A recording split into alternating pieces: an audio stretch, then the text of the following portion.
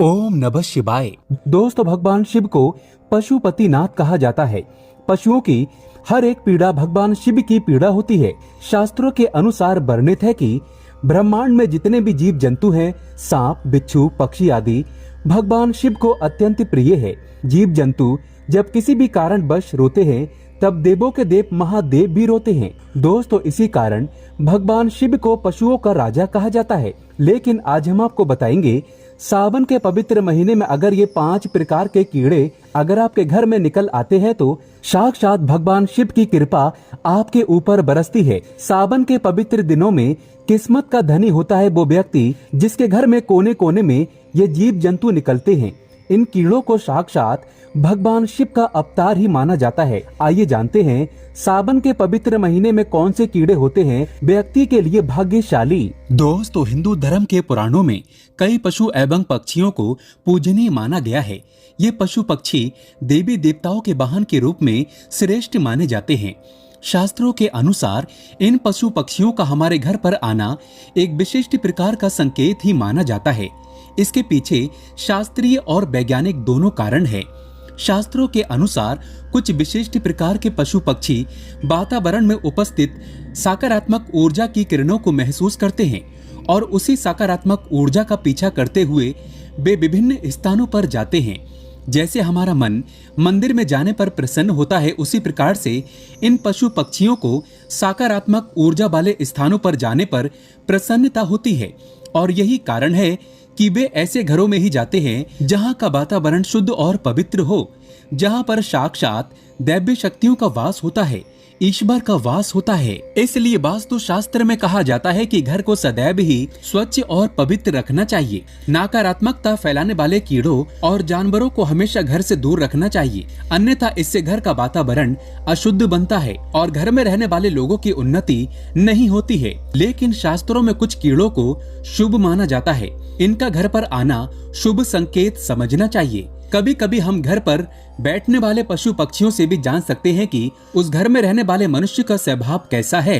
घर पर अगर पशु पक्षी आकर बैठते हैं तो इससे पता चलता है कि उस घर में अच्छे स्वभाव के और सत्व गुण वाले लोग रहते हैं। और यदि उस घर पर सदा ही अशुभ पक्षी, कीड़े मकोड़े दिखाई देते हैं तो समझ लेना चाहिए कि उस घर के लोग नकारात्मक प्रवृत्ति के और दुष्ट स्वभाव के हैं। दोस्तों, आज के इस वीडियो में हम जानेंगे कुछ ऐसे ही कीड़ों और जानवरों के बारे में जिनका घर पर आना हमें कई महत्वपूर्ण संकेत देता है। वेदों में और पुराणों में ऐसे ही कई जीवों का वर्णन मिलता है जिनके घर पर आने से शुभ अशुभ लक्षण प्रकट होते हैं, जिन्हें कभी दुर्लक्ष नहीं करना चाहिए। तो चलिए जान लेते हैं विविध कीटकों तथा जानवरों द्वारा मिलने वाले महत्वपूर्ण संकेतों के बारे में। लेकिन दोस्तों, अभी तक आपने कमेंट बॉक्स में हर हर महादेव नहीं लिखा है तो सच्चे हृदय से कमेंट बॉक्स में लिखे ओम नमः शिवाय, हर हर महादेव। दोस्तों, एक लाइक जरूर करें। दोस्तों, सबसे पहला है छुचुंदर। छुचुंदर का घर में होना बहुत ही शुभ होता है।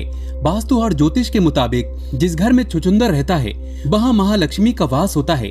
इसके अलावा छुचुंदर यदि किसी व्यक्ति के चारों ओर घूम जाए तो समझ लें उसे जल्दी ही बहुत बड़ा फायदा होने वाला है। यदि सावन के महीने में रात के समय किसी को छुचुंदर दिखाई दे जाए तो उसकी किस्मत खुलना तय है।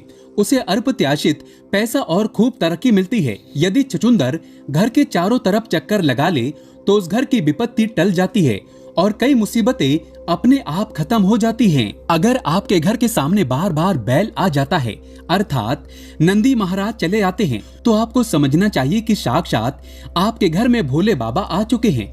नंदी महाराज को कुछ न कुछ मीठा अवश्य खिलाना चाहिए। खासकर सावन के महीने में नंदी महाराज के ऊपर भगवान शिव विराजित रहते हैं और ऐसे घर में जाते हैं जो भक्त सच्चे दिल से भगवान शिव को पुकारते हैं। वो आपका हाल चाल और आपकी भक्ति की परीक्षा लेने आते हैं। अगर आप उस परीक्षा में पास हो जाते हैं तो भगवान शिव सदैव के लिए आपके हृदय में और आपके घर में अपना वास बना लेते हैं। इसलिए सच्चे दिल से आंखें बंद करके देखें, आपको नंदी महाराज के ऊपर भगवान शिव के दर्शन होंगे। दूसरा जीव है चूहा।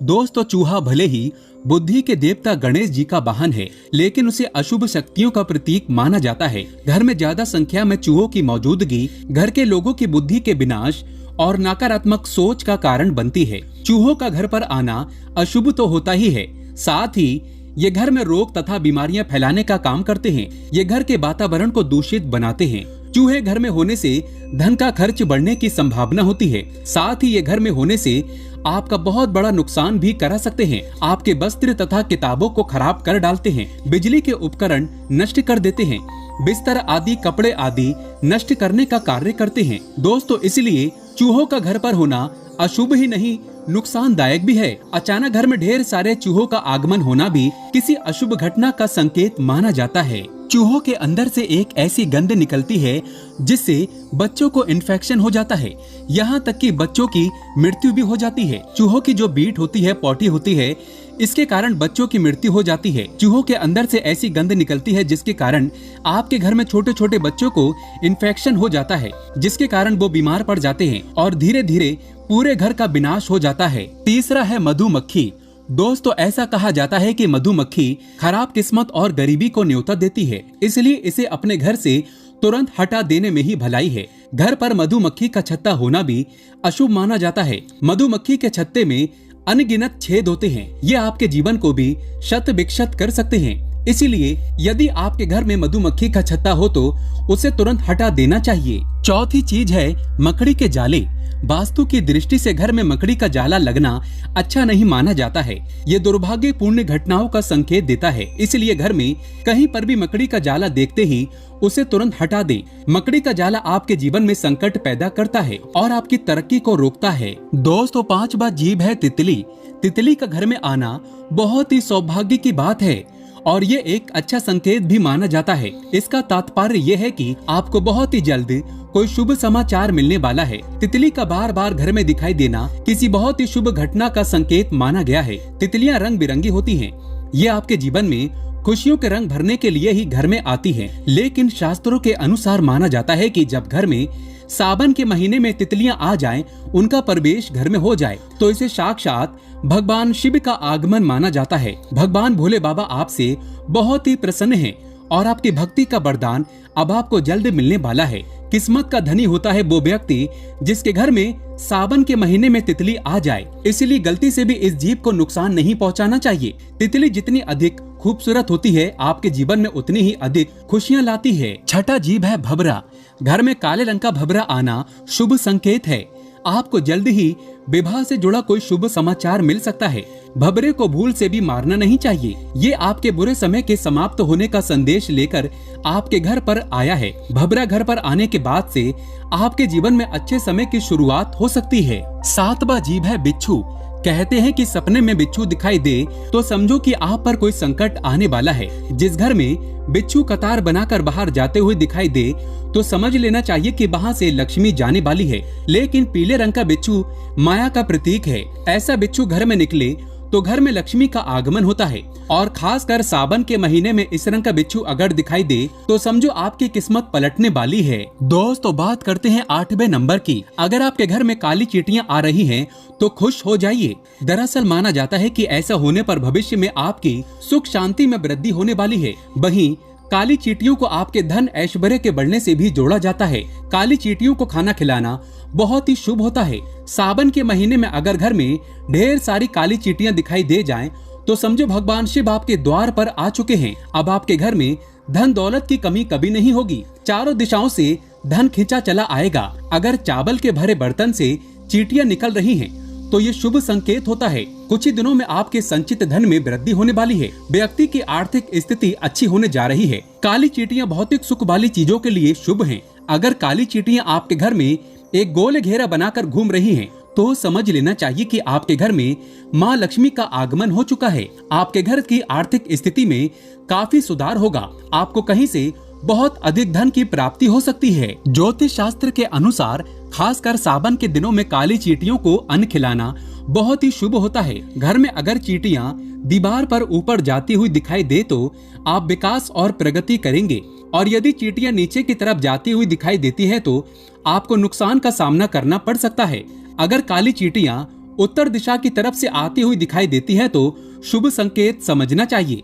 इससे धन में वृद्धि होती है। यदि चींटियां दक्षिण दिशा की तरफ जाती हुई दिखाई दे तो इसे अशुभ संकेत समझना चाहिए। यदि पूर्व दिशा से चींटियां आती हुई दिखाई देती हैं तो आपके जीवन में सकारात्मकता बढ़ने का संकेत है। 9वां जीव है घोंघा।